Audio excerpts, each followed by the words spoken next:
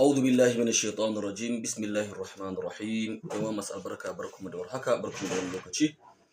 barkamu da dawowa ci gaban karatunmu na ainihin wato zuhur sunna fi riyadul akhlaq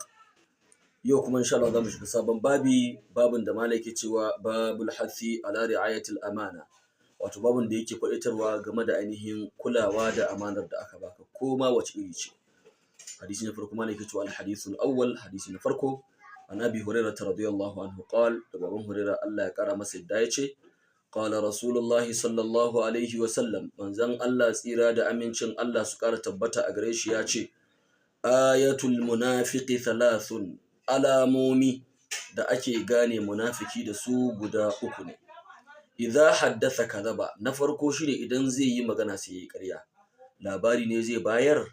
ko zance ne zai mayar sai ya ƙara ƙarya tashi ta ɓangarensa wa idza wa'ada akhlafa haka nan kuma in yi alƙawari sai ya saba wa idza atumina khana haka idan aka amince mashi to sai yayi ha'inci wannan amanar ko ta ɓangare ce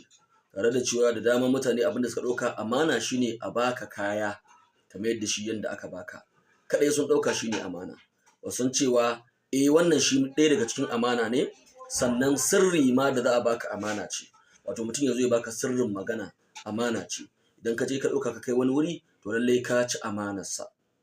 yawwa shi ma cin amana ne don haka wa'annan abubuwa dukkan su cin amana ne kana matsayinka na shugaba ainihin na ƙaramin matsayi ko na babban matsayi a baka kuɗin jama'a ka ci a baka ainihin amanar jama'a ka ci to wannan duk cin amana ce wannan hadisi Bukhari da Muslim suka rawaito shi a sharhin hadisin a takaice malai yace annabi sallallahu alaihi wasallam yubayyinu anna min sifatil munafiqi annahu yaqulu al-amana wannan manzo Allah yana bayanin cewa lalle ne daga cikin suffar munafiki shine mene cin amana wal kadhib da kuma ainihin yawan yin ƙarya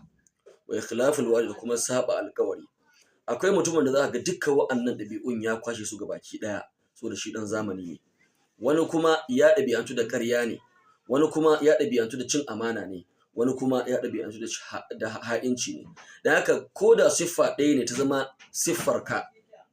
ana faɗi a ce a kai wani inda magana shi da Allah tatsuniya ce ko kuma ce a wani ka ba ajiya a to ka tashi aiki ai wannan aje kuma ta kaza ko kuma wani ka gaya wa sirri ayin wani ka gaya mai sirri kamar ka ce fallasa ne kun ga wannan duk alamu ne na cewa mutum munafiki ne malike cewa mimma yadullu ala khuturati khiyanatul amana wa irtibatiha bin nifaq wato wannan shi ke nuna cewa akwai wato cin amana babban hadari ne ta yadda ma har Allah manzo Allah sallallahu alaihi wasallam ya hada shi da ainihin wato munafinci wato manzo Allah ya siffanta mai cin amana da cewa wato munafiki ne wanda munafinci babban laifi ne babban zunubi ne a cikin addinin musulunci Allah ya samu dace ya ƙara tsare mana imanin mu ga fa'idojin hadisin a takeice malai ya ce na farko khiyanatul amana min alamatun nifaq cin amana na daga cikin alama ta munafinci ko da ku cin amana ne tsakanin mata da miji ma'ana yarinya ka auro ta daga gidan ka ɗauko ta daga gidan iyayenta a matsayin amana amma ka zo kana cutar da ita kana wulakanta ta kana cin amanarta baka ba ta haƙinta da ya kamata baka ba ta abinci baka kulawa da haƙoƙinta wato ciyarwanta shayarwanta tufatarwanta ba ruwanka kawai gashi kuma kana son ba baka samu ba harkokin gaban ka kawai kake yi wannan ma babban cin amana ne wanda mafi yawanci akwai wannan matsayi da ke fama da shi a cikin al'ummarmu a yanzu haka Allah ya ba mu ikon gyarawa abu na gaba shine hifzul amana dalilun ala kamalil iman malai ce kulawa da amana dalili ne na cewa lalle imanin mutum cikakke ne bayan ta gaba shine al-muslim mutalibun bis-sidqi wal wafa'i wal amana musulmi na kwarai ana nema a wajen shi ko kuma ana buƙatar a same shi da gaskiya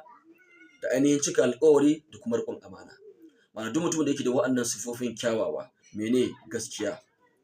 cika alƙawari da kuma riƙon amana lallai wannan ya zama musulmi na kwarai so ɗabi'u ne kyawawa wanda ake son mutum ya ainihin kasance ya yi ado da su Allah ya samu dace wanda muka faɗa daidai Allah ya ba mu ladan shi kuskure kuma lafiya mu ne ya gafarta mana gabaki ɗaya